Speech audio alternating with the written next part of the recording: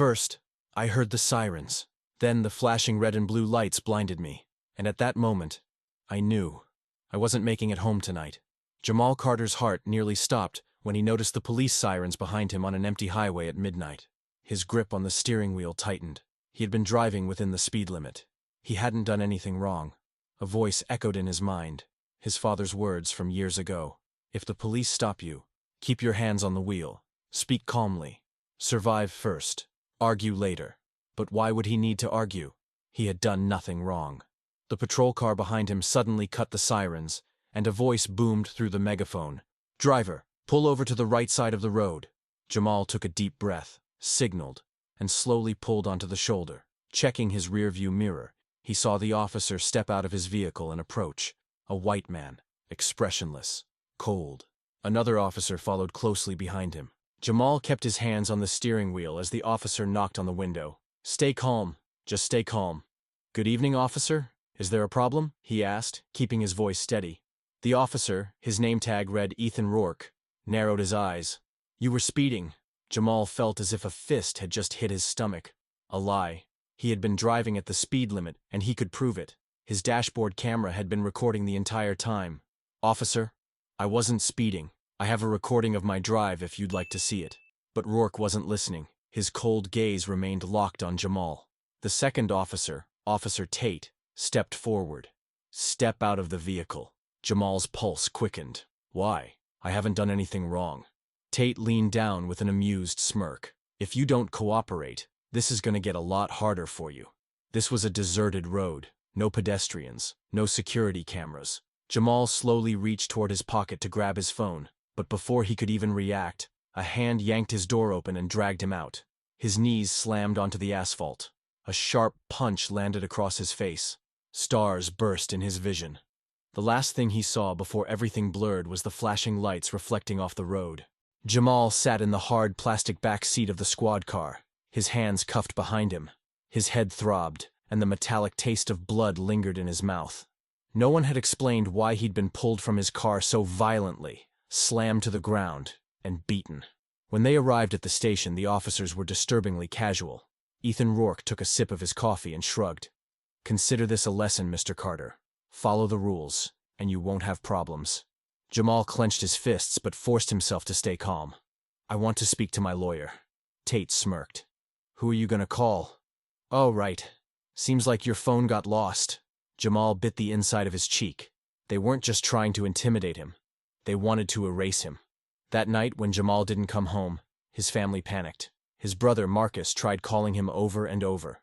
Their mother Patricia whispered, maybe his phone died, but her voice wavered with doubt. Marcus called every hospital in the city. No record of Jamal. Desperate, he rushed to the police station. The officer at the front desk barely looked up. "No one by that name here."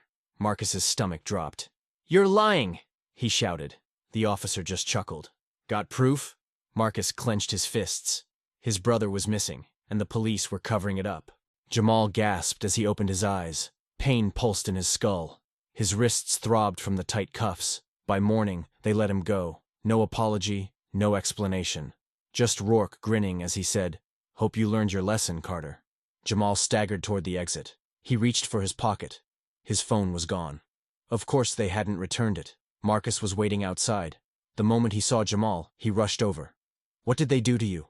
Jamal touched his swollen face and bruised ribs. "But that wasn't the real issue. They beat me. They arrested me. And why? Because I was there. Because I was a black man driving at night." Marcus's jaw tightened. "We're not letting this go." That day, Jamal went to the hospital. Doctors noted his injuries, but, trusting the police report, wrote them off as self-inflicted. But there was a witness. Darius King, a gas station worker, had seen everything that night. More importantly, the station's security cameras had recorded it all. But the police had gotten to the footage first. They deleted it. Luckily, Darius had made a copy before they arrived. When Jamal and Marcus found him, he looked nervous but determined. "I'm scared," he admitted, "but I can't stay silent." He reached into his pocket and pulled out a USB drive. "Everything's on here." The courtroom was packed. Jamal sat at the defense table with his family, facing the police department's legal team and the two officers who had brutalized him. The judge called the court to order, and the prosecution wasted no time. "Officer Rourke, why did you stop Mr. Carter?" Rourke, exuding confidence, replied, "He was speeding and acting suspiciously." The prosecutor narrowed his eyes. "Do you have footage to support that claim?" Rourke didn't flinch. "Our body cameras weren't operational at the time." A small smirk appeared on the prosecutor's face. "Fortunately, we have footage that was fully functional." A court officer inserted a USB drive, and the gas station's security camera footage played on the large screen. The entire room watched as Jamal's car moved at a normal speed. Rourke initiated the stop without cause. Jamal remained calm and cooperative. And then, without warning, the officers escalated the situation with violence. A wave of murmurs rippled through the courtroom. Rourke turned pale, but the shocks weren't over. The prosecutor pulled out a file. "Your Honor, we have additional findings regarding the defendant's past conduct." The documents revealed a disturbing pattern. Both Rourke and Tate had been accused of similar abuses multiple times before, yet had always walked free. "This isn't their first time." Tate's attorney immediately stood. "Objection. Prior incidents are irrelevant to this case." The judge flipped through the documents, his brows furrowing. The fact that officers Tate and Rourke have repeatedly engaged in such behavior raises serious concerns for this court. Then came the final blow. Jamal's lawyer, Malcolm Hayes, had obtained internal police records. They showed that Rourke had previously falsified statements in another case. The judge's voice cut through the tense silence. "The officers' testimonies directly contradict the evidence.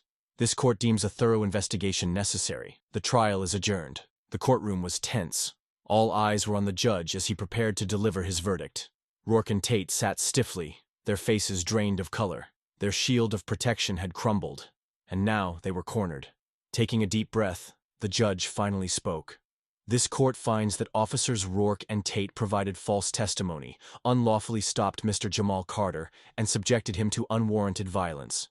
A murmur spread across the room. Marcus placed a firm hand on Jamal's shoulder. They had won. But this wasn't the end. "Furthermore," the judge continued, "this is not an isolated incident. A review of the defendant's history shows a troubling pattern of misconduct, protected by a flawed system." Turning to the prosecutors, he issued a decisive order. "This court not only sentences the officers involved, but also calls for an extensive investigation into the police department's handling of such cases." The prosecutor nodded. This was no longer just Jamal's case. It was something much bigger. Then, the final verdict was delivered. Officer Ethan Rourke, found guilty of misconduct and perjury, dismissed from the force, sentenced to 5 years in prison. Officer Tate, convicted of excessive force and falsifying reports, sentenced to 3 years in prison. Metropolitan Police Department, ordered to undergo an internal audit with an independent oversight committee assigned. The courtroom fell into a stunned silence. This was only the beginning. As Jamal and his family stepped outside, they were immediately surrounded by reporters and flashing cameras. His lawyer, Malcolm Hayes, stepped up to the microphones. "Today, we secured justice for one man, but dismantling systemic racism requires a much greater fight." Jamal scanned the crowd. He was no longer voiceless. "The night they stopped me, I had done nothing wrong. But today, staying silent is not an option. I won't be the last to go through this, but I will make sure I'm not the last to fight back." Jamal, Marcus, and their mother sat quietly at a diner. The weight of the case still lingered. Then, Marcus's phone rang. Another family, another victim, another plea for help. Jamal took the phone. This wasn't over. The screen fades to black. The final words appear. "Justice isn't just won in courtrooms, it's won in the streets."